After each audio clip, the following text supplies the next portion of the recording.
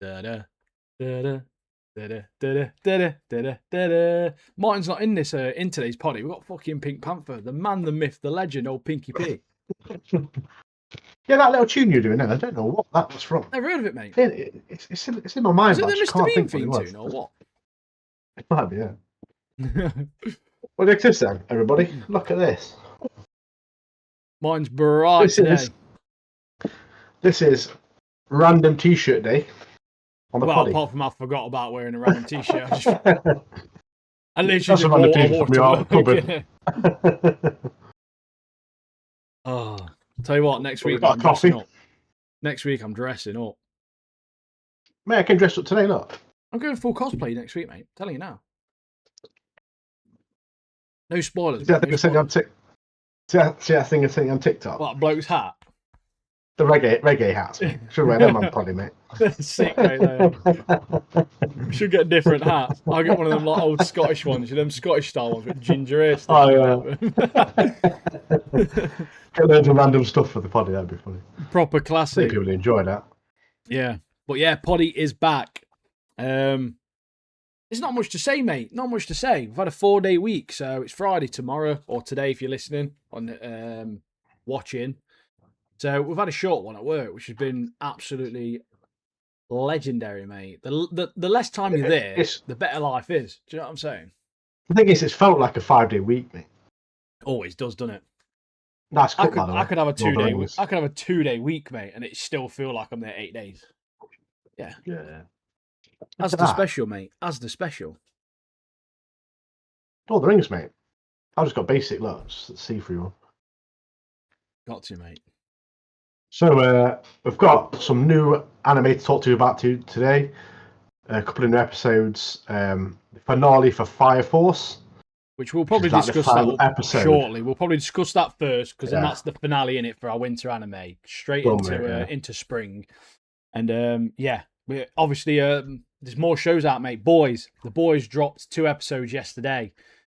And Martin's watched both episodes, I think. I've only watched the first episode. It's all I could get in. So we'll only be discussing the first episode today. And then next week, we'll discuss episode 2 and 3. But there's loads of stuff coming out. Martin's trying to catch up with Invincible. Again, comes out on a Wednesday. So, like, everything's on a Wednesday, but we record this on a Thursday. So watching, like, 4 hours worth of content the night before is just not feasible. So we're probably going to... I don't know what we're going to do, really. You'll probably keep Boys and Daredevil. And Invincible, we'll probably just have a bit of an overall discussion for Invincible, sort of like towards the end of it. But yeah, like me and you were talking about work today, we've got loads of stuff, mate, coming out, loads of stuff, and we're trying to get it all in, but we're gonna have to schedule it to because we've got South Korean shows, we've got new anime coming out, we've got new TV shows. Yeah, Bloodhounds came out. We watched, which obviously me and Martin's discussed season 1. All of season 2 dropped last week, so. We won't be doing that on a week by week basis. We'll probably discuss that later in the year, to be fair. But yeah, there's so much stuff coming out. So much. Darth Maul dropped as well. Darth Maul dropped again. Probably just discuss that as a whole when we both watched it all. Obviously, we're trying to keep it on brand. Darth Maul is definitely on brand for us. But again, it's just going to be another show, mate. It's another show, and we've got a couple of new shows we're going to be talking about next week, which come out this weekend. Yeah, it's mad, mate. We'll get there. But yeah, I'm ready, excited, and we've got some new anime this week, which me and you talked about last week. We're really excited about these new stories, new characters. So, but before we do that, let's talk about Fire Force finale. Yeah, as everyone knows, though, we are controllers of Katanas. Ian, Martin, we're ready for it. Let's go. Yeah, we're all good. So we're at Fire Force, the very last episode ever, leading on to Soul Eater. And this episode, it was quite short, really. I'd say it was a normal length of episode, but I'd say essentially the majority of the Fire Force story ended within about the first 13 minutes. It's essentially a wrap up, really, and then it pushes you straight into Soul Eater. We'll obviously give that a watch at some point, and we'll discuss Soul Eater at some point. But overall, a lot of mixed feelings, mate, on season 3. I know from many, and me included, The first part of the season did get a bit of a bashing. I did feel like some of the episodes were slow, but by the end of it, and by the end of obviously this part, this second half of season 3, I think they've done a really good job. And I've thoroughly enjoyed this show, and I'm really glad it's one we picked up and decided to obviously watch and discuss and talk about. I'm definitely sad to see it go. It's been it's been a journey. It's been fun. It's been great. But yeah. Last week we did say, like, I think the finale is just literally be all wrapping everything up. It's all seeing how it all ends, and I mean, it's great to see like Charon come back. Obviously, Shinra's like obviously making this new world proper crazy, mate. There's limbs falling off, mate. Some guy's off, his head falls off. Yeah, he got Juggernaut, mate. Juggernaut's arm, or his arm falls off, doesn't it? He's like, wait a minute, just glues back on. And then you got Obi's head falls clean off, doesn't he? He has to pull his neck back and stitches it back on, doesn't he? What's going on? It's proper wacky world. I like that. Is it Hajiki or whatever his name? The guy got murked off by that woman. Yeah. Suddenly they're in love now. They meet again. And Orochi's like, oh, you're so cute. I killed you first time I met you, but now you're cute. And they walk off into the distance. Clearly that's Shinra's power, mate. Essentially, Shinra's final battle, it ends with him literally just rewriting reality. So, like, his solution to save the world is just wipe out just despair in general. So, obviously, he brings back characters we thought were gone. Wrecker, he comes back. And he essentially resets the world into something entirely new, and it's absolutely mental, mate. I can't wait to watch Soul Eater.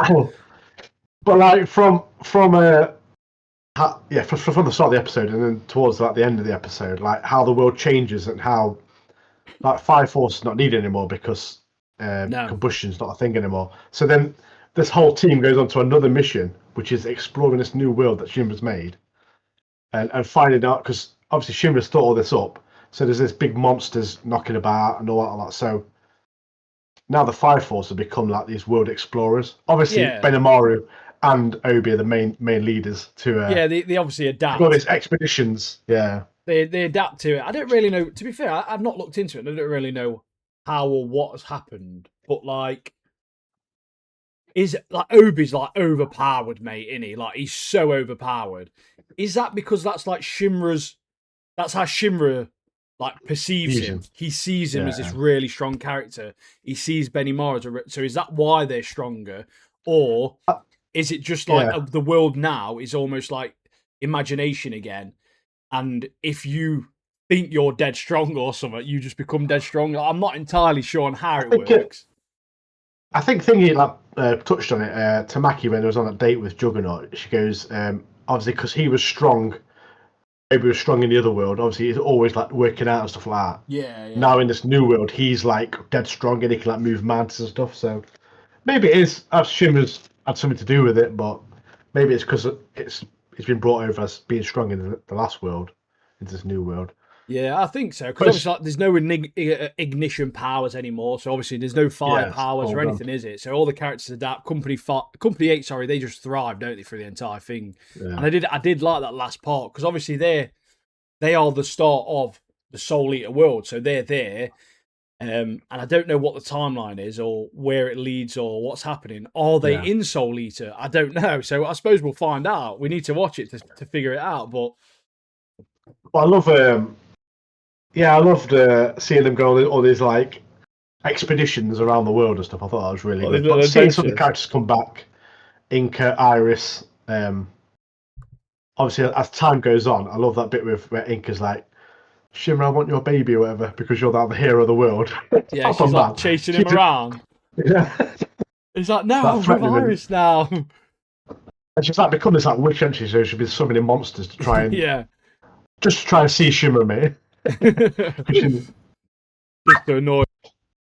Yeah, but there's a bit as well like Inca wants Shinra's baby, like, "Oh, you're the hero of the world," and then Shinra's like trying to palm it off to him, but Arthur's like, "Yeah, but he's the hero of the world as well," and Arthur's like, "Nah, mate, that's all you." He don't want nothing. He don't want any of it, does he, old Arthur? I did like the conclusion, to be honest. Like, mate, the world's gone mad, mate. Like, the sun looks like stupid, and it's got a massive cheesy grin. proper spiky. Yeah, it's proper. Yeah, like a proper imagination in it. Like that's exactly the things I've seen of Soul Eater. That son, that is, it's the Soul Eater world. Yeah. But I'm really intrigued to see what Soul Eater brings, and obviously, as we get to that, we've got a lot to watch at the moment. I'm watching other things on the side as well, so there's so much content to be watching. Like I just don't have all of the time. I barely have enough time to watch what we watch for the podcast at the moment. But yeah, that thing with it on the Wednesday, all the shows coming out. It's hard annoying, work, mate. So annoying. Yeah, so annoying. But yeah, but talking Fire Force, I enjoyed how it ended. Some funny bits. Great to see other characters come back into it, who died, like Burns and stuff like that. But yeah, I'm excited to see where Soul Eater goes from this point. Oh yeah, massively. Yeah, massively. So yeah, we'll get into that at some point. It'll be something we discuss if we end up at a point where maybe there's not as many shows. But this year's pretty stacked, mate. Stacking, mate. Yeah, we've got a lot to go at. So I don't know if we'll get to a point where we'll be watching that unless we just watch something in our spare time, and maybe we'll talk about so many episodes at a time. Maybe like 5 or so, like we did with Free Room when we first watched that, maybe. But yeah, that's a good thing to do, wasn't it? Yeah, that was wicked. That was because I remember it was like, oh, did we just try 5 episodes? And it was like, right, I've done 7. Yeah, I've done 7 as well. Like we'll just talk about 7. Proper loved it. Yeah, sad to see it go. But I'm really glad we did watch it, and it was a very, very enjoyable show. So and the characters as well were fantastic. Benny Murray, mate, I'm gonna miss that guy. I'm gonna miss that guy, mate. Oh, Benny and Arthur as well. Legend. Yeah, Arthur was sick. Even Shimmer, was great. Shimmer, Obi was great. There's loads of good ones. I liked Mackie as well. I like Mackie's how she had like that witch's hat and stuff like that. Like her character design was pretty cool. So yeah. In terms of, to be fair, in terms of witch's hats, one of the new anime we started watching is Witch Hat Atelier. 2 episodes that dropped as well. What you doing to us? Like, what are you doing to us? Just drop one, man. Struggle. Yeah, just drop one. I'm just getting 2, mate. They're making sure we're ready for it. They're making sure that we're up to standard, mate, and they want to make sure that we're worth it, mate. We're working for it. Do you know what I mean? Yeah. So we finished Framing last week, and now we're thrown into this other magic world with Witch at Atelier, 2 episodes, and mate, I loved it, mate. I loved it. The animation was fantastic. I really enjoyed these 2 episodes. Like, it's another show, mate. Knew nothing about. All I knew is that the manga is very highly talked about and highly rated, and I've seen a lot of people discussing it on the manga talk side and all that sort of thing, and people discussing stuff. So obviously, when I saw the anime coming out, I thought, do you know what? It starts at the right time. We at the time we didn't have anything. We had Daemons of the Shadow Realm, which is the only thing we sort of watched a trailer for, and definitely was like, yeah, we'll try that out. And then I was like, do you know what? We'll give this a go. I've seen people talking about it. And, mate, I loved it, mate. The magic system, I really, really like the magic system in this. The fact that it's just ink and it's essentially accessible to everyone and anyone, but it's a secret, I think it's great. Like, I'll mention a bit more of that and chat about that a bit more when we talk about episode 2. But, like, I love how, essentially, like, the better at art you are, the better at magic you'll be, because obviously the way that they have to draw it and stuff. But, yeah, I think Coco as well, the main character, the girl, she works really good as a protagonist. Like her curiosity and everything like that feels really sincere. Like, also worth noting, mate. Day 1 dub. Everything we're watching is dubbed, mate. So far, so like it's so much easier. That's my first note. That's my first note here, mate. We all love a bit of Day 1 dub, mate. Yeah, simulcast, mate. So Daemons of the Shadow Realm simulcast, Witch Atelier simulcast. I don't know about the other things we're going to be talking about next week. I'm not sure on them, but we'll figure it out. But yeah, I do really like, as I say, sorry, a curiosity and stuff like that about the world and magic feels really sincere. And I think the way that you start the episode, where she's with her mum in the shop and all that stuff, you really, really do feel bad for her when she finally discovers how to use magic and what she does and seals, obviously, her mum away or whatever happens to her mum. Like, that sort of like tonal shift I didn't really expect, because obviously I don't know what it's about. when it starts, you think, oh, it's just going to be this like little cutesy sort of like a fantasy world sort of thing. But obviously, there's more to it than just like this whimsical, cozy sort of like environment. And yeah, it looks like there's potential that it could be quite dark. And yeah, I'm really enjoying it. And like I said, the first episode, pacing's great so far. And there's that Quiffery guy or whatever his name is. I liked his introduction. Yeah, Queefrey. Or Queef Sniffer, mate. Is it Kiefer? Yeah, it's just spelt dead weird.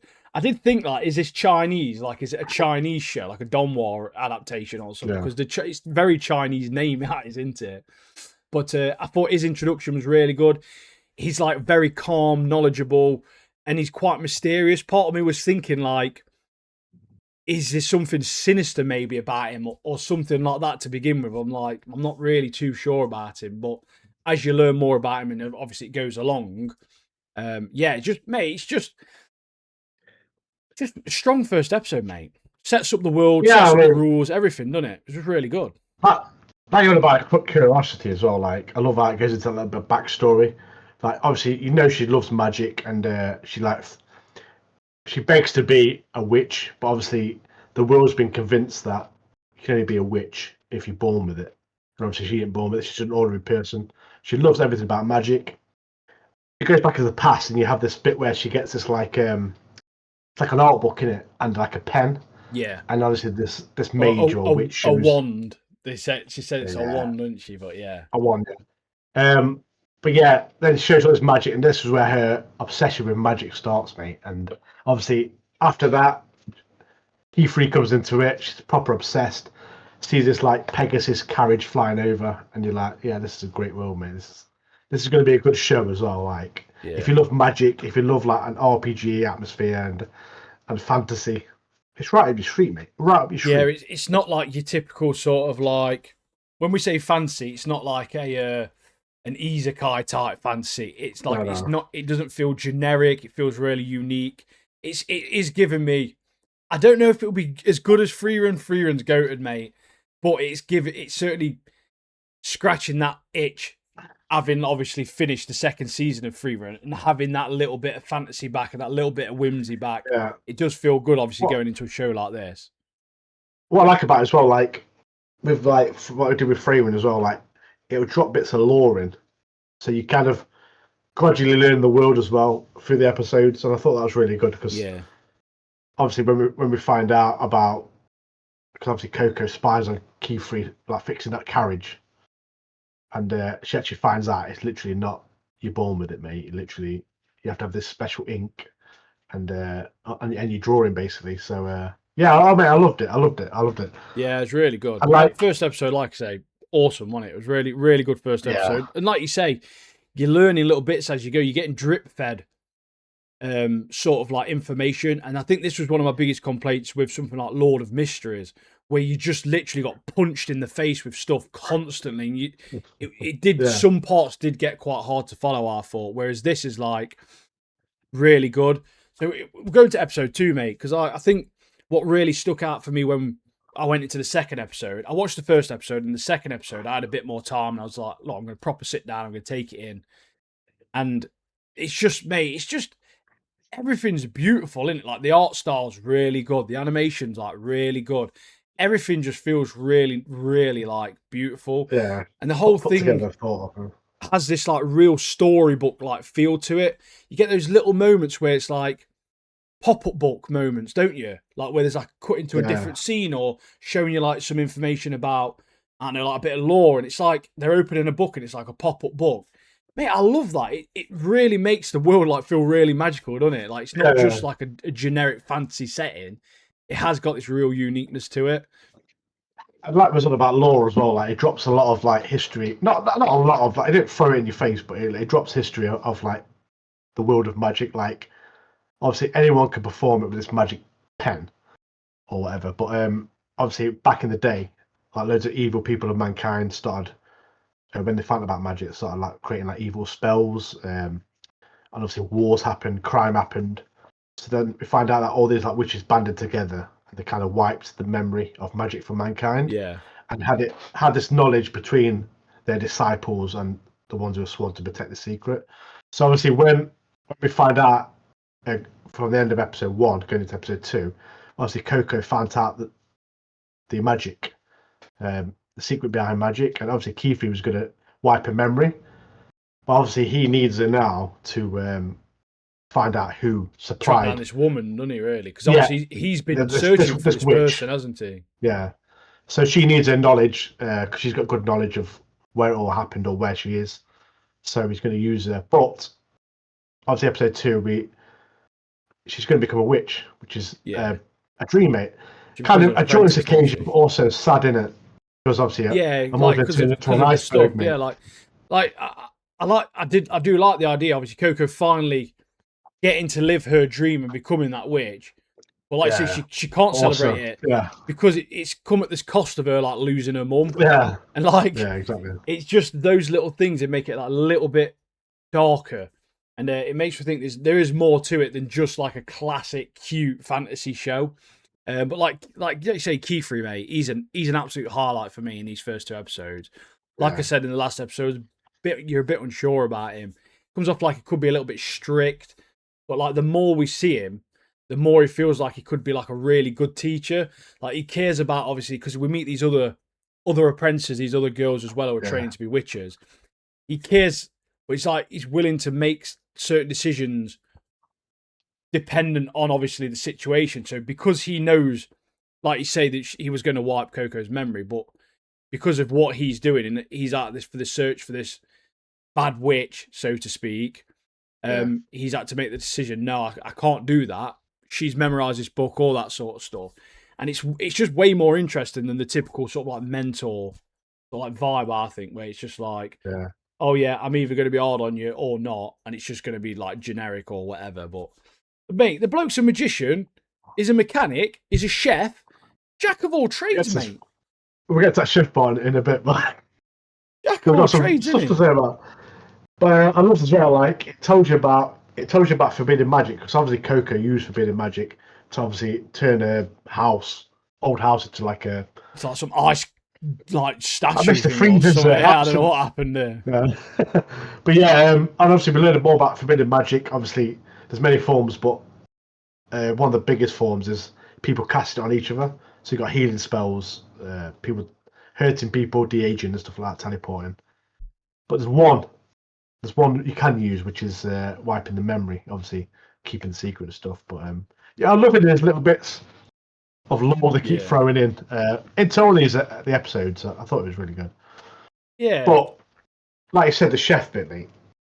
Why does food on anime look so good? It's always banging, isn't it? With that thick bread as well. I was like, what? Proper loaf. That it's a proper loaf. And he proper sold it as well. It's like, the vegetables are from around the area. And like, they're locally sourced, blah blah. Like, from local grain, all this stuff. I was like, oh mate, get me a beef stew on the go now, mate. But we meet these other characters, don't we, as well? I can't remember. Do you remember any of the names? I think there's Agot, isn't there? I've written down, mate. Agot's the senior apprentice, isn't she? Because obviously Coco is left with her. Yeah, with her. Like her, she obviously is a little bit like abrasive as a character. I think. Yeah. Like she's obviously not warming up to Coco. There's like a few funny things that happen, isn't there, through the episode, like the entire water thing where she's practicing that. All that's funny, but I feel like she's going to be one of them characters where right now she feels like she doesn't like her. But they're probably going to become like Bezzy mates back like down the road or something like that. But she's giving it a bit of the harsh treatment at the moment. But that's it. Maybe that's for her benefit. But we've got a Atelier, which is the like a loud mouth. Atelier, that's girl it, who shouts a lot. And then there's I think it's Richie, which is like the quiet one. Speaks when spoken to, kind of thing. You know, when she speaks, mate, she just gets her points across, mate. You know, just straight to the point, mate. Says little, but straight to the point. Like none of this riffraff like me and you chat on there, mate. Straight to the point, mate.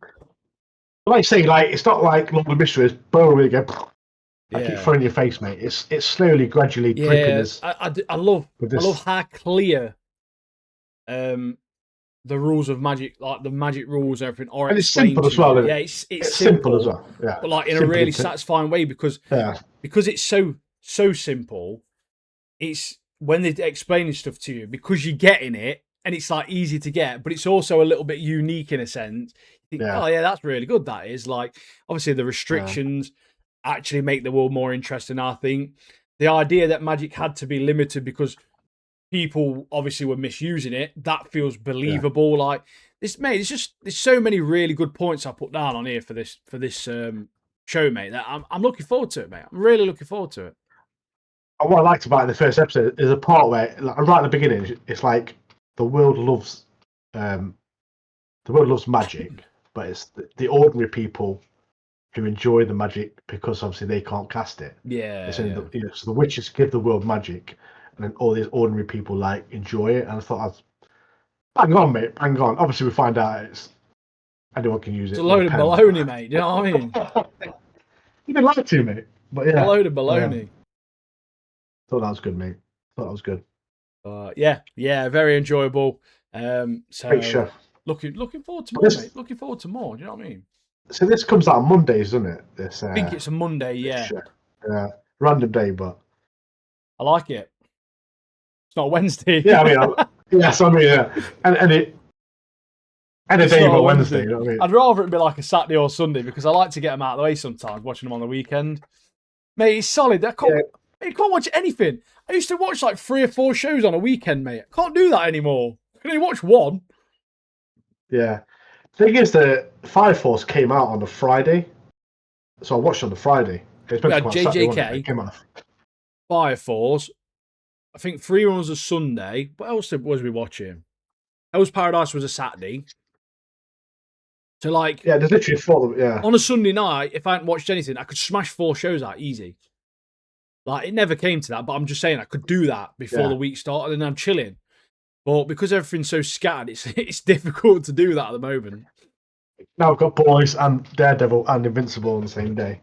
Mental, mate. I've got a lot to say about Daredevil when we get to that banging show. But mate. I have as well. Don't know about that. I mean, we'll talk about it now if you want. We'll mix it up, mate. We'll mix it up. Yeah? You want to talk about it? Right. Let's do it, mate. Daredevil. Born Again, Season 2, Episode 4. I've decided. What do you think the character, mate? I'm getting the cosplay, mate. I'm getting that black suit with the red DD, mate. I'm doing it. I might get the favourite character at the moment, isn't it? Bullseye, mate. Mate, I've seen Bullseye, so when I was tempted. What a character. Tempted. Mate, that entire start sequence with Bullseye, incredible. Bouncing cutlery into the AVTF like blokes. Mate, that lobster claw in the eye was proper taking the piss out of them, mate. He was just like... But I just loved it, mate. It's like... Mate, Bullseye was the standout. The complete and utter standout this episode. It was a Bullseye episode. He fully stole this episode. That is, like I said, that opening alone sets the tone for the entire thing. For him as a character. He's living this like normal life in everyday life. And I think that's what makes him more psycho, mate. He's like going out, he's feeding this woman's cat. He's like, he seems like a bit of a sweetheart, isn't he? Yeah, because he says, I think later in the episode, he says like, he's a new man now. He's got a fresh start because obviously he was under the influence of Vanessa before, but now he's this new man. And I love it. I love this new man, mate. Feeding cats, mate. So sick. Helping people out. Even when he gets to the diner, he's really polite to that woman, isn't he? Oh, what are you famous for? Milkshake. Like, oh, milkshake. Oh, that was a really nice milkshake. Like, I love how every single bystander, an innocent person, is completely safe. He's only murking off the anti-vigilante task force. Yeah. Well deserved as well. Well deserved. The amount of people he killed as well. So it rings up, doesn't it? He's like, real, mate. It rings up with like, I've just seen Frank Castle going to this diner. Obviously, they all rush in. Yeah. Like using all the different cutlery. He's like, I like before he kills them all as well, or before they even arrive. He's there like looking at forks. He's looking at different weapons. She's the lobster, obviously, in the tank. Yeah, he's just looking at everything. Yeah. Even the little toothpick in his mouth with a straw, used as a blow dart. Also, I liked how he name drop Frank Castle as well. Obviously, Big Punisher. he used the thing as well to make the milkshakes, the stirrer thing for the milkshakes. He used that as well to throw at someone, didn't he? Yeah, mate, it's so creative. Yeah, and like. I enjoyed season 1. I had a lot of negative things to say about season 1, and there's a few bits on this. Like, there is a lot of characters, and I couldn't understand why some people might find certain bits hard to follow. But oh, mate, 4 episodes, and they're all of them have been great. They've all been great, building obviously the tension, building up the storylines, following on obviously from some of the stuff we had in season 1. But like, his motivation, I think, is great as well. Like, he's seeking redemption. In his mind, killing Vanessa is how he makes up for killing Foggy, which is obviously, it just shows that he is fucked in the head, mate. Proper, but it's not really redemption. But in his mind, he thinks it is, and that's put him in this like direct side by side contrast with Murdoch, and it really like he's doing it for the complete opposite reasons, isn't he? The thing is, I agree with Bullseye because I hate Vanessa, mate. So let's go. Mate, I hate her, mate. I hate her. Do you know what? Her and the anti-vigilante task force bloke, ate them. I hate them both so much, mate. When she died, I was celebrating. Celebrating, that's the best part of the episode, mate. So good. But I think the leader of the anti-task force, mate. I think he's doing a great job. Oh, he's doing a great job, because he's doing absolutely. Everyone hates him. It's like Jeffrey. You're supposed to. I hate him. Yeah. I really hate him so much. But like, great for the actor, mate. He's doing an absolute phenomenal job. And I think whoever the actor is, I think I've seen him in stuff before, to be fair. But he's in Mayor of Kingstown. He's in a few different things before. Like, I've seen him before. But he's going to get more call-ups for his performance, mate. He's doing really good. He's doing a really good job. But I do think the most compelling part of this episode for me is that sort of like dynamic between Murdoch and Bullseye, because obviously Matt's struggling with his faith. He goes to the church. He's like seeking forgiveness, and then Bullseye's essentially just trying to speed run like absolution, isn't he? Basically, like, he's a proper mentalist, mate. But he's I'm just going to say, because obviously he's one of your favourite characters, and he's certainly rushing to become one of mine. I saw someone online slagging his costume off, mate. What do you mean? It's perfect, mate. He's got a little bally on, little Bullseye logo on his head. It's like a really dark blue, like tactical style, but he looks like a modern day assassin. Yeah, he looks like a modern day assassin. His outfit is so good, mate. That's why I was looking at this like cosplay site, looking at Daredevil, and I saw that, and I was like, maybe I just get both. Maybe I should get both. What's that? I'm on the road to Toji already, mate. Man of money, man. It's a man of money, isn't it? I don't have to be as in good nick to do Daredevil because he's got a padded suit on. I have to be in good nick to do Bullseye, mate, because it is like a Bullseye's sick, mate. It is obviously a slick ass shirt, but yeah, and then mate, we haven't even spoken about Fisk yet. Going back to Daredevil, obviously best character in the show at the moment for me. Legend, mate. I love like all the different weapons he uses and how accurate it is. Obviously, he's called Bullseye. There's that bit where obviously Daredevil and him fight in the apartment, and obviously so good, man. He reveals to Daredevil what his main goal is, and then he runs out and he throws that thing at the guy's head, doesn't he? Who's riding past the moped, and he takes it. A can on his head, mate. But proper tinned him. What was that? But there's like so many good bits in this episode as well. Just to say as well, like obviously the White Tiger girl, they're bringing her into a bit more now, aren't they? She's doing a few more little tasks, giving her a bit more responsibility, giving her a push. Yeah, I think judging by her age, I don't know when they filmed season 2, but obviously I've seen leaks for season 3 already. Like, I've seen one leak for season 3. I'm not going to mention it on here, spoilers and all that stuff, but I don't know what the age gap is and difference is to it. I don't know how old she was in filming that. She might look a little bit older, a little bit different now. But I mentioned it, I think, last week as well, that I'm glad they've introduced her as a young character because they've got a lot more longevity with her now. And I always remember that character, White Tiger, as a female character, as a girl from the animated shows and all that sort of stuff. So yeah, I'm really hoping obviously she sticks it out and they do a lot more with that character in the future, because mate, White Tiger is a sick character, to be fair. And I love the bit as well, like Daredevil's like, he grabs the necklace and he recognises it. He's like, you do realise the responsibility that comes with this kind of thing. So I was like, yeah, that's sick, mate. Yeah, there's even that little mini chat he has with Swordsman I really liked as well. The Swordsman's like, oh, he's like, I'm going to need your help. He's like, I don't know, like, this is you. You're the hero now. Everyone's looking up to you, sort of thing. Like, you are the hope, like the hope of the city or whatever. I was like, oh yeah, mate. It's like Swordsman's sick. I really wanted to see him suited up, I must say, but as well, like Swordsman gives him like an unlimited credit card. It's like, yeah, use what. Yeah, here's a bank account. Just do what you want, mate. Bear peas in that. Got proper funding now, mate. Proper funding. Bear peas in that, mate. Rolls out with a tank or something, bro. Daredevil tank. But yeah. I just want to jump onto Fisk a sec quickly, because there's this is where obviously like he's obviously been holding back, playing obviously the mayor, keeping things like controlled, and you've slowly seen little things testing him. Like when he was training for this boxing match, you see that little thing testing where he punches the trainer. Like he's slowly losing his head into. Yeah. And even in this boxing match, he's fighting this guy, and this guy gets a punch on him, and he just goes mad, doesn't he? Starts obliterating this guy. But obviously, then by the end of the episode, like him holding back, keeping cool, keeping things under control is done, mate. Like we're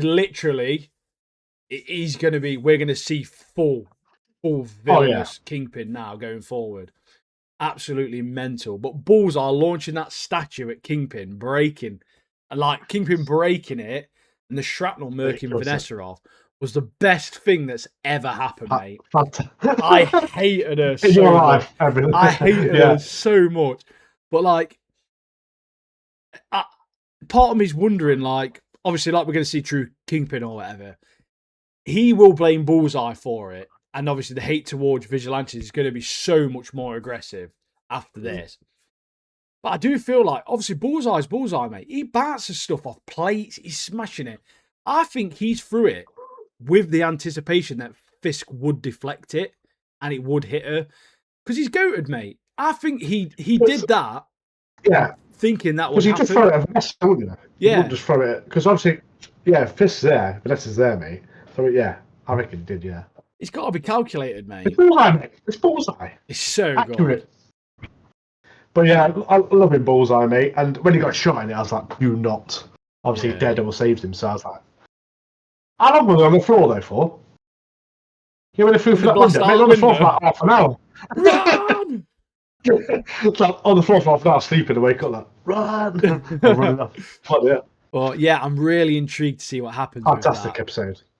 With Bullseye, because obviously I can't imagine Daredevil's going to be forgiving him for killing Foggy, mate. I really can't imagine that's going to happen. Yeah.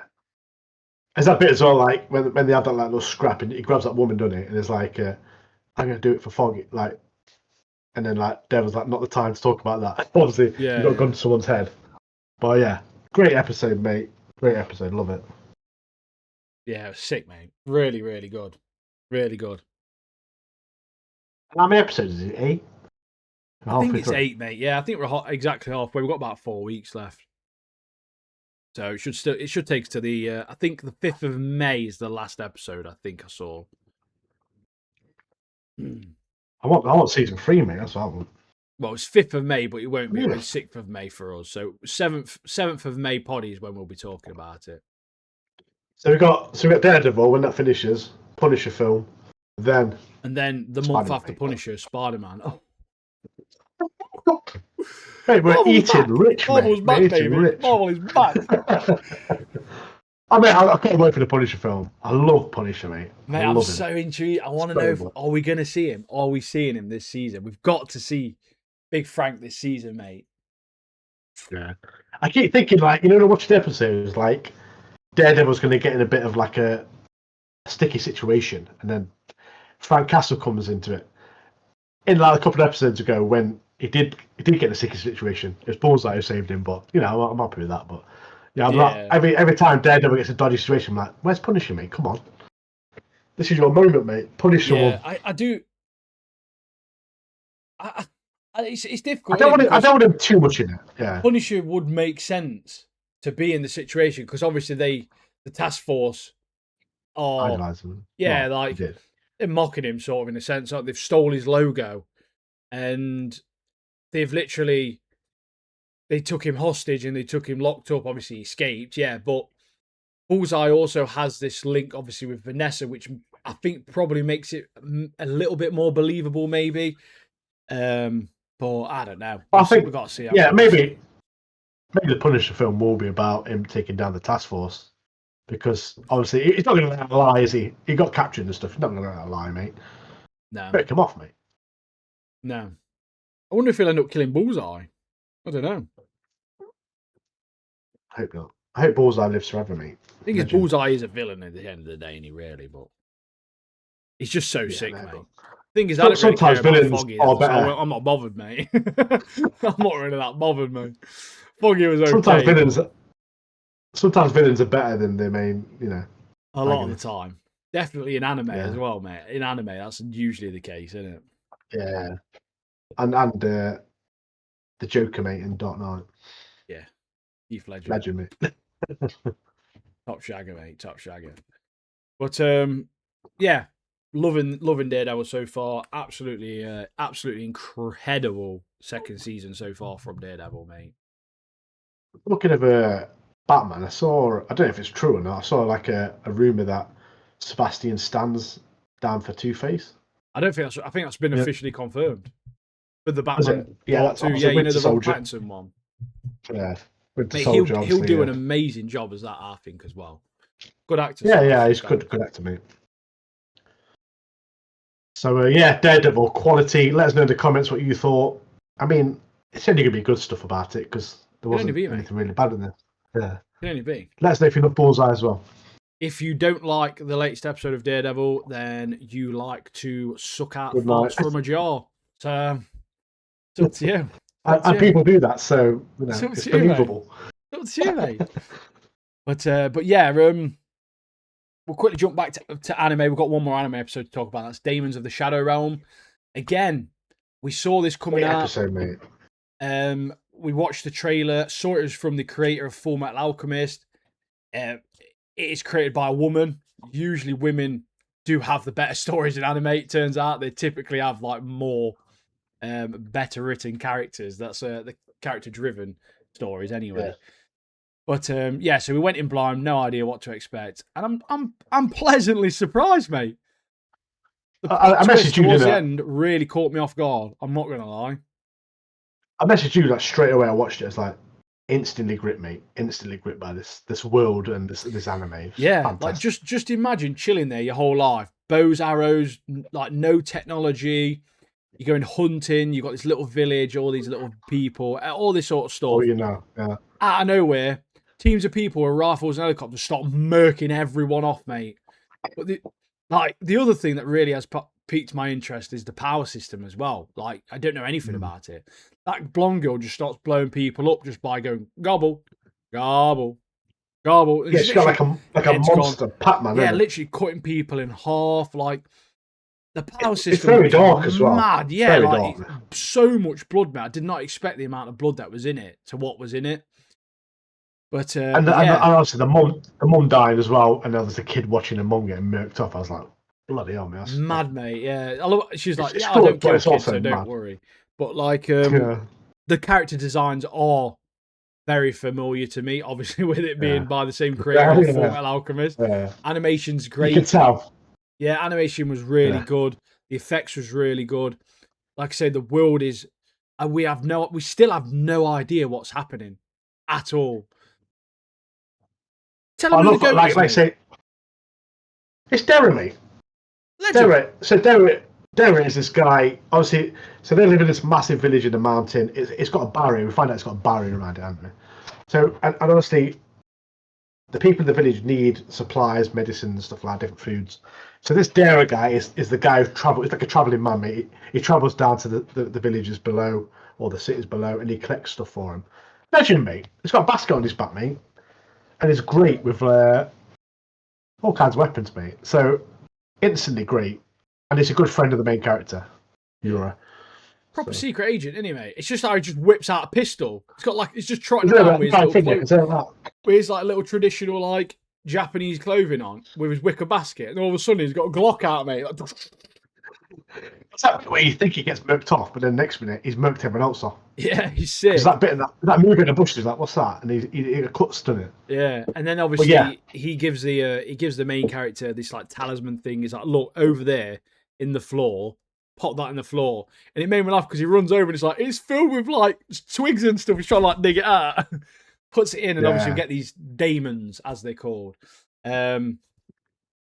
which is left and right in it, and they're basically like these little devil things. And I no idea, mate. Still no clue, but like I really want to learn more about this world, and I'm really trying to refrain from googling stuff. I just want the show to teach me. But yeah, mate, this first episode MVP, was fantastic, wasn't it? Another MVP of the episode, mate. Granny Yamaha, mate. Fucking legend, mate. What a legend, mate. So she believes, or he believes, whatever it is, that this boundary's down, and these people coming in on helicopters and soldiers want to get Yura, the main character. We don't know why. We don't know what powers he's got. Well, he's got his Daemons, but. Yeah, I'm loving it, mate. I'm loving it. We have that. Although, so he's got a sister as well.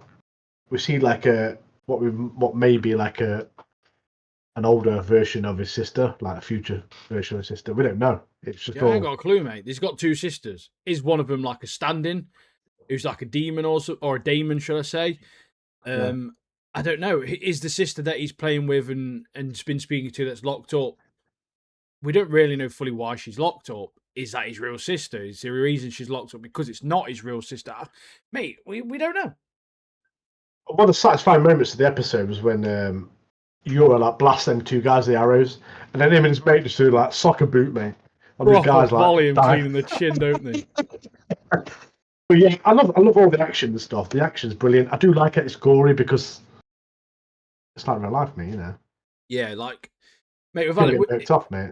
We've had a fantastic first episode from this. We've had two very, very, very good first two episodes from Witch Hat Atelier. And I'm glad we have, because obviously you asked us last week if we thought this next season was going to be good. I'd say no, mate. Like, I ain't got a clue, like, nothing. Straight away, we've had these. But straight away, after we've had some really, really, like, 8, 9, 10 out of 10 shows over the winter season, like, it's nice to have some shows. Yeah, it's nice to actually have some shows that I know we're going to enjoy and that are going to follow nicely from those sort of things. It's not going to be like JJK, but it almost feels like power system wise, it could be a little bit Chainsaw Man-y, to be honest with you. But we'll find out, mate. I'm excited to watch more of it. I really am. I mean, I'm glad like we're getting to watch these new animes as well, new characters, new worlds. I love it, mate. I proper love it. So it's good. Looking forward to seeing. Well, that's it, mate. We've got the boys, haven't we? That's it. Oh yeah, got the boys. Yeah, of course we have. I managed to watch episode 1. So the boys, season 5, they dropped 2 episodes, 4.5 hour long episodes. I swear to God, 65 minutes for an episode is outrageous, mate. Absolutely outrageous. So I managed to watch 1 episode. Martin's watched them both. I've only watched 1 episode. So I don't know if Martin's got notes in general, just overall, or have you got episodic notes? I've not really got a lot of notes, mate, but it's all in the I've got a few, mate. I'll lead it if you want, because I've only got episode 1. So in this episode, essentially, Huey, Frenchie, and Mother's Milk, Big M, they're in like a camp, aren't they? Mate, do you know what made me laugh about that camp? They're all wearing Homelander jumpers. They've got like his cape on the back and everything. It proper made me laugh. But yeah, there's a couple of things, because last season, mate, I did enjoy last season. seasons 1, 2, and 3 of the boys, I don't think they'll be topped, mate. My biggest issue with this show is that Homelander is the main event, mate. He steals his show completely. And it almost, if he wasn't in the show, there's loads of parts of the show that would almost just be boring. Like, he completely makes the show for me. He's the most compelling character in the show. Like, just little bits like his eye twitchers, like his immaturity, his inability to understand why people don't like him. Like, Anthony Starr, who plays him, is honestly, he's amazing, mate. He's so good. But another downside to this, mate, Starlight. She's completely ruined her ability to act. She's had that much work done to her face, the actress has. She's honestly incapable of any emotion. There's parts where like her eyes are widening in situations, but her eyebrows don't move like at all. They're cemented on her forehead, mate. So like her eyes are making loads of these expressions, mate, but none of her face is moving with her eyes. It's just the thing honestly, is, mate. It's so dumb. Mate, I doubt she'll get any acting parts after this. You know, she didn't need to have any work done. She was, pretty enough, mate. Why? It's bizarre, mate. Proper bizarre. Like a skeleton now, mate. Like her jaws out. Mate, love sausage. Character in this, mate. Yeah, love sausage, mate. Main character. It's always been my favourite character in this, mate. It was at the start, mate. Love sausage taunting mother's milk through the window was outrageous. Staring at him, smashing that bloke with his knob. Like glaring each other, like that's the showdown that's gonna happen. Mate. Yeah, I love it how he gets his revenge. He gets his revenge near the end. He's like, I don't care. That mother's milk's going in for it, mate. Starts stabbing his bell end and stuff. Proper minging. But the thing is, what's funny about that is like, it's like a big, massive chaos. Like they're meant to be getting out of there. He's like, no, man, I'm going to take out love sausage, mate. But like, the thing that annoyed me, mate, is that, and I think the thing is now, is that I hate hour-long episodes because there's a lot of time. I had it with Fallout Season 2 as well. There's a lot of shows, they bring out longer episodes for whatever reason. I don't know what the reason is behind it. And then they fill it with shit. Like, there's loads of stuff that, like, there's loads of almost like fillers within the episode that you could easily cut 10, 15 minutes out of the episode, make a 50, 45-minute episode. It's so much easier to watch than an hour long. And this was the same thing, mate. There was a lot of parts in this. Like, what was the reasoning behind Mother's Milk and that guy fighting, and then Frenchie and that betting, and there's just loads of random bits that they were all right, but they could have cut so much out that they didn't need. And A-Train, mate, I need to shout A-Train out because he's goated now, mate. He's literally the goat. But one thing gets me about A-Train is when the Deep follows him. Why doesn't A-Train just run through the Deep, man? Blow him up? If he was hunting my family and I was A-Train, I would murk him off as soon as possible, mate. Yeah, like, I think the Deep needs to get killed off because his character now is just so weak, mate. He's boring, mate. He's so boring now. I used to love him. I used to think he was dead funny and everything, but now he just grovels to Homelander, and he's just boring, isn't he? But like, if you're the Master of the Sea or whatever, surely be using the sea more or doing stuff. Yeah, is that bit like you see all the like birds, you're like, oh, that must be the Deep. I wonder what he's up to. Turns up on a hammerhead shot. You're like, what? Like a 1,000 freaking hammerhead shots. Yeah, we'll do a classic Aquaman, mate. We're riding him with one. But yeah, he needs to get killed off instantly. Yeah, he's boring.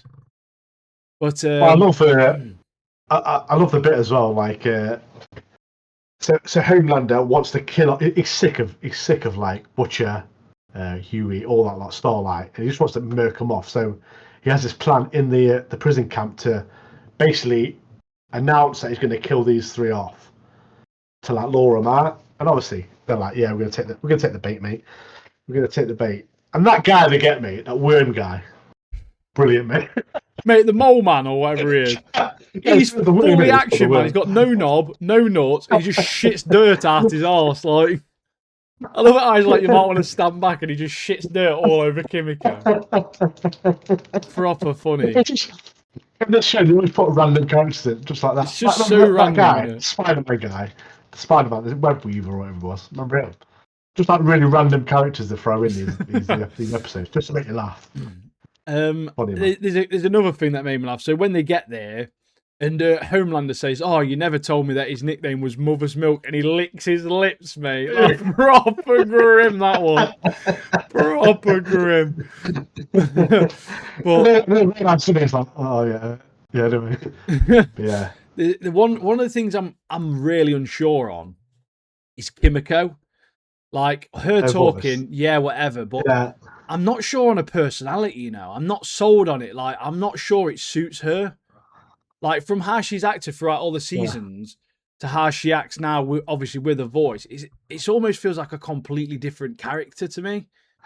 And I'm a bit unsure on it, mate. I don't know if I like it. It was dead weird because I completely forgot that she can talk, and when she started talking, I was like, "What's going on?" It was like at the end of last season, wasn't it? Obviously, we've missed something. It's been like a gap, hasn't it, in what's happened between the seasons, but.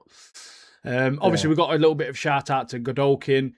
So obviously giving us the nod at obviously Gem V. I don't know if we'll see more from Gem V come over, but because obviously, surely, it doesn't make sense because obviously Godolkin's mentioned that, and on Gem V they met up with Starlight. Yeah.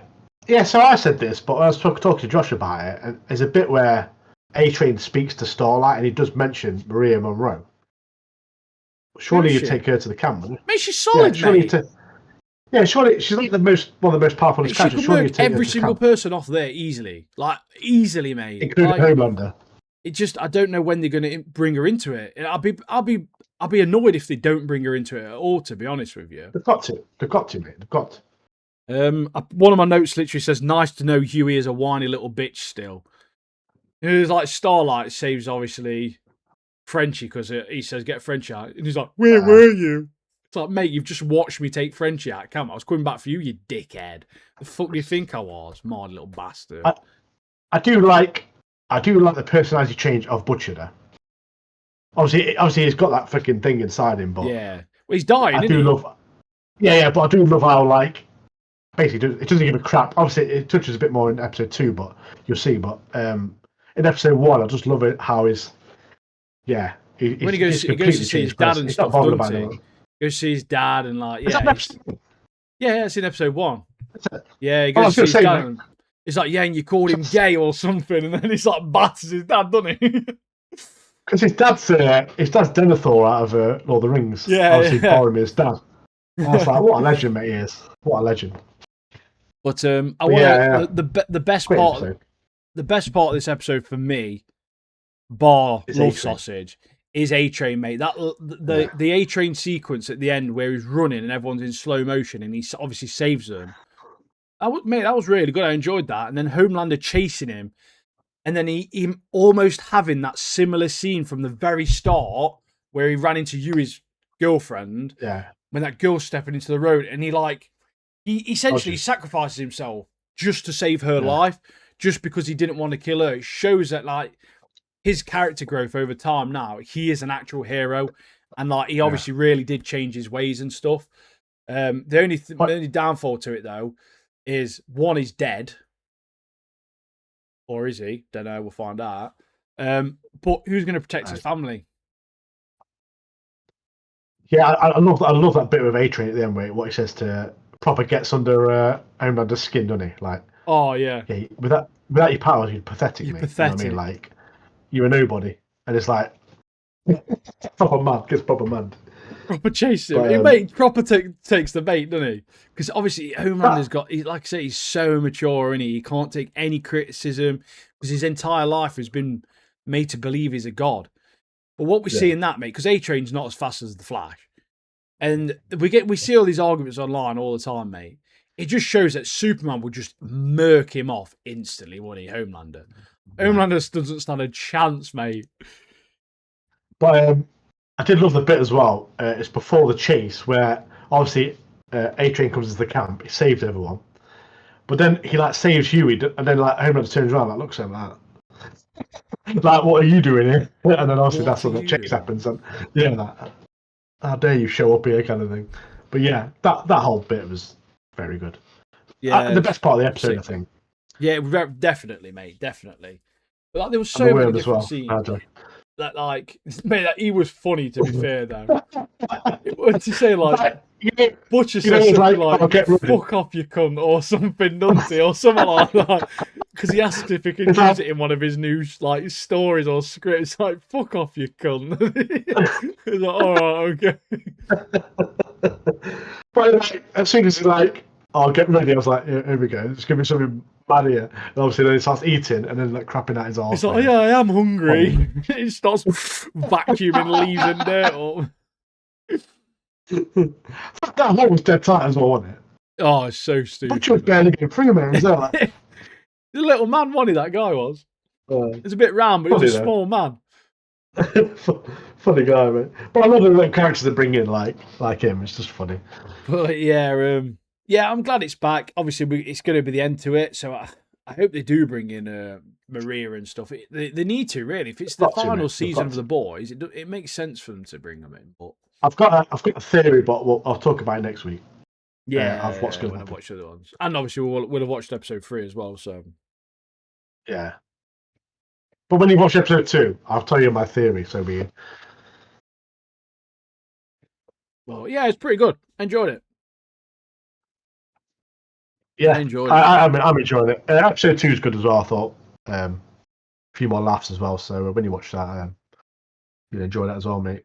Honestly.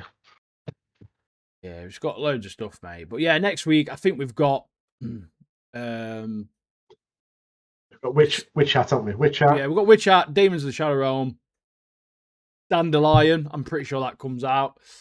Again, with Stories of season 2, so obviously we've already watched season 1 of that. So that'll be a continuation. We've not spoke about season 1, to be fair, though. And Dandelion, I don't know when that comes out, to be fair, mate. But probably. We watched the trailer, it just looked funny. No idea what else to watch. Give it a whirl. Give it a whirl, mate, innit? So why not? Let's give it a crack. Give it a bloody crack, mate. See what happens, mate. April the 16th, that is. So we won't be talking about that next week. We'll be talking about the week after. So it comes out on a Thursday. Okay. We won't have Dandelion next week, which will be pretty good because we'll have 2 episodes to talk about of The Boys anyway. So yeah, probably good that we've got Daredevil as well. Down a little bit. So, but that'll just be Invincible. 1 episode though, won't it? So, well, potentially with Invincible, yeah. I've got to catch up. I've got so I'm on episode 6 of season 3. So it's 8 episodes in the season. So I've got 8 episodes to catch up. And I think I'd smash that on the weekend. So. Yeah, they're long episodes, aren't they? I did start watching the day there, and I was like, "Yeah, watch another one. Yeah, watch another one." And it is good. I do love it. About 4 or 5. I do enjoy it. Yeah, I do enjoy Invincible. Very good show. I've had it on my list for ages, but I've never watched it. It was always on my list, and I was like, "I'll get round to that. I'll get round to that." And obviously, with season 4 coming out, it's obviously pushed me to watch it and enjoy it. I know Josh loves it as well. It's one of his favourite shows. So. Yeah, it is very good. Very, very good. And obviously the stuff that's happening at the moment as well in season 4. Oh, season 3, mate. What episode are you on? Episode 6. Have you watched episode 6 or you got to watch episodes? I'm halfway through. It's about... I don't know how much you can remember of it, but it's so Omni-Man and Invincible were fighting, that big fight at the end of season 1, and obviously it killed loads of people. And obviously, this guy's got this electric powers. And the electric. Oh, mate, that's what's it in he? The voice actor's Jesse Pinkman, isn't it? Is it? I don't know. He plays he's the voice for him. It's Well, I watched halfway through that. Mate, that episode is very good. Yeah, yeah, but I'm enjoying it, and I do love about the show as well. Mate, I know what's gonna come. What I do look about the show as well, when you watching it and you're trying to figure out whose voice actor is who. I love that, mate. Obviously, Walter Goggins is Cecil, isn't he? But mate, I love it. I love that because loads of recognisable voices in it, and I like so obviously them to who they are. I see a lot of things, and it's like, people comparing Invincible to like anime, like JJK and stuff, because obviously anime, a good anime like JJK, the animation is just unreal in it, and obviously the animation in Invincible isn't that great. But I do think that's sort of partially to do with the art style. But the biggest thing is how much it costs to make an anime episode versus how much it costs to make an episode of this, for example. And obviously, an episode of Invincible is way more than it costs to make an episode of an anime. And people are like, oh, why is the animation so bad? Well, because we haven't got fucking big J.K. Simmons, mate, playing Omni-Man, and you ain't got, like, Glenn from The Walking Dead, and you've got Jesse Pinkman, and you've got like Goggins, and you've got all these massive names, massive actors that aren't cheap, mate. Seth Rogen. You've got these massive names, and you just, I love that episode. They cost a lot of money, mate.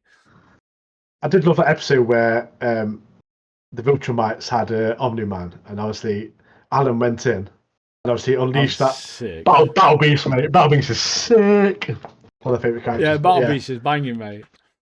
But when they punched that guy in the side of the head, mate, Alan and Omni-Man, the guy's like eyeballs. Have you watched some of episode 6 already? Yeah, so I got to the bit where, so that guy shows himself, the electric guy. Yeah. And obviously, but Invincible's like bowling with his mates, so he don't turn up, and obviously he goes back to his wife like whinging. That's what I've seen.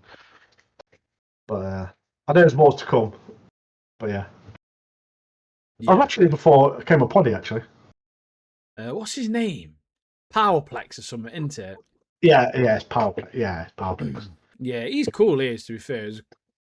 He's a cool character. There's loads of characters. I watched the episode where the leader of the Order, that dragon dude. I watched that episode last. I think it was the last. episode. Yeah. Yeah, that was pretty good. Mate, I'm telling you now, mate. These last like 3 episodes you've got left, or whatever you've got, peak Invincible, mate. Absolutely. About 2.5 episodes. Peak Invincible. Yeah, I mean, I'm ready for it, mate. I'm ready for it. Oh, mate, if you watch it, we'll have to talk about it next week, just because I remember them, mate. Oh my god. But yeah, anyway. Yeah, but if we do it next week, we'll just be talking about one episode, won't we? But obviously, talking about the rest of the episodes. I'd like to do a bit of an overview. We'll talk about the latest episode, but I'd like to do a bit of an overview of just those last couple of episodes from season 3. But yeah, I hope you enjoyed this episode. I hope you obviously have a great weekend, as always. We've had a bit of rain today, but the weather's not been too bad. We've had a lot of sun. Yeah. I don't mind the rain. We planted a load of grass seed and stuff down our garden, so I could probably do with a bit of rain. Could do with the grass growing. But yeah, the joys of this time of year is you get a lot of rain in the UK, and then you get a lot of sunshine. Like this afternoon, it was wazzing down, mate. I got home, started raining. I had to nip out to the supermarket.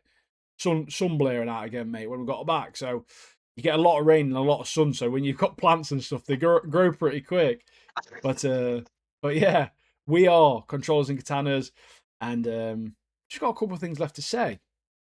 That is Godspeed, peace and prosperity. Also, I hope you love Pink Panther and have a great weekend. Do